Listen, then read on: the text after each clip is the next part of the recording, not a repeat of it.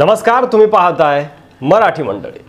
संतोष देशमुख अपहरण आणि हत्या प्रकरणाने संपूर्ण महाराष्ट्राला हादरवून सोडलं होतं। या प्रकरणातील मुख्य आरोपी म्हणजे वाल्मिक कराडला अटक करण्यात आली असून तो सध्या बीडच्या तुरुंगामध्ये आहे। बीडमध्ये कराडची मोठी दहशत होती। खंडणी अपहरण प्रकरणामध्ये कराड सहभागी असल्याचं सांगण्यात येतं। देशमुख हत्या प्रकरणातील आकाची दहशत तुरुंगातील आरोपींमध्ये देखील असल्याचं आता समोर येत आहे आणि याचमुळे एका आरोपीच्या पत्नीने कारागृह अधीक्षकांना पत्र लिहून पतीचा जीव वाचवा अशी विनंती केली आहे। नेमकं हे संपूर्ण प्रकरण काय आहे आणि वाल्मिक कराड हा जेलमध्ये कारागृहामध्ये कुणाची हत्या करण्याचं प्लॅनिंग रचतोय का, कुणाच्या जीवाला कारागृहामध्ये धोका आहे ते बघणार आहोत। तुम्हाला माहितीच आहे, बीड तालुक्यातील बाभुळवाडी गावातील ओंकार सातपुते या तरुणाला 4 जणांच्या टोळक्याकडून मारहाण करण्यात आली होती, ज्यामध्ये दादासाहेब खिंडकर याचा समावेश होता।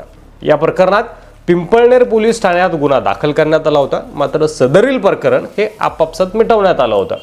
तो व्हिडिओ व्हायरल झाल्यानंतर सध्याचे ठाकरे गटाचे जिल्हा प्रमुख सातपुते यांच्या गाडीची तोडफोड करून घरावर हल्ला करतानाचा दुसरा एक व्हिडिओ देखील समोर आला होता आणि या प्रकरणात देखील दादा खिंडकर यांच्यावर घरफोडीसारख्या गंभीर गुन्ह्याची नोंद आहे।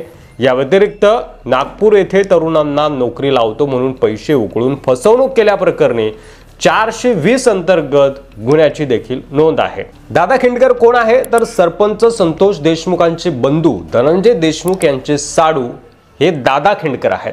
तरुणाला बेदम मारहाण आणि गाडीची तोडफोड प्रकरणी सध्या न्यायालयीन कोठडीमध्ये ते आहे। ओंकार सातपुते याला मारहाण केल्याच्या प्रकरणात खिंडकर हा सध्या बीड जिल्हा कारागृहात आहे आणि याच ठिकाणी संतोष देशमुख यांच्या खून प्रकरणातील आरोपी वाल्मिक कराडसह इतर आरोपी देखील न्यायालयीन कोठडीत आहे आणि त्यांच्याकडून माझ्या पतीच्या जीवितास धोका आहे, म्हणजे दादा खिंडकर यांच्या जीवितास धोका आहे असं त्यांच्या पत्नीने म्हटलंय। माझे पती बराक क्रमांक 2 मध्ये आहेत, तिथे त्यांच्या जीवितास धोका होऊ शकतो, यामुळे त्यांना कायमस्वरूपी पोलीस गार्डचं संरक्षण द्यावं, तसंच त्यांना इतर बराकमध्ये हलवावं व सदर कोठडी सीसीटीव्हीच्या निगराणीखाली ठेवावी अशी विनंती देखील अश्विनी खिंडकर यांनी केलेली आहे।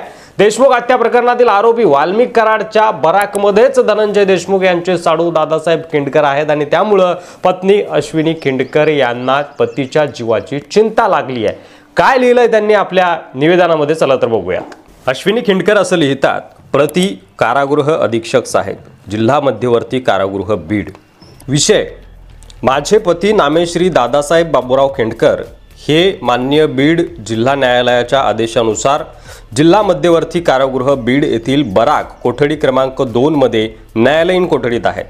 तरी स्वर्गीय संतोष देशमुख यांच्या खून प्रकरणातील मुख्य आरोपी वाल्मिक कराड आणि सह आरोपी व समर्थक यांच्यापासून माझ्या पतीच्या जीवितास धोका असल्याबाबत अर्जदार सौ अश्विनी दादासाहेब खिंडकर, राहणार बेलवाडी, तालुका जिल्हा बीड महोदय, उपरोक्त विषयी विनंतीपूर्वक निवेदन देण्यात येते की माझे पती नामे श्री दादासाहेब बाबूराव खिंडकर हे बीड जिल्हा न्यायालयाच्या आदेशानुसार जिल्हा मध्यवर्ती कारागृह बीड येथे बराक कोठडी क्रमांक 2 मध्ये न्यायालयीन कोठडीत आहेत। स्वर्गीय संतोष देशमुख यांच्या खून प्रकरणातील मुख्य आरोपी वाल्मिक कराड, सह आरोपी व त्यांच्या कारागृहातील समर्थक यांच्यापासून बराक क्रमांक 2 मध्ये माझ्या पतीच्या जीवितास धोका असल्याबाबत मला समजले आहे। तरी माझ्या पतीच्या संरक्षणाची जबाबदारी घेऊन त्यांना कायमस्वरूपी पोलीस गार्डचे संरक्षण देऊन त्यांना इतर बराकमध्ये त्यांना कोठडीमध्ये हलवावं व सदर कोठडी सीसीटीव्हीच्या निगराणीखाली ठेवावी ही नम्र विनंती, अशा प्रकारचं एक निवेदन विनंती अर्ज अश्विनी खिंडकर यांनी कारागृह अधीक्षकांना दिलेला आहे। आता दुसरीकडे असं देखील सांगितलं जातं की दादा खिंडकर हा वाल्मिक कराडपेक्षा मोठा गुंडा आहे, गावात त्याची मोठी दहशत आहे।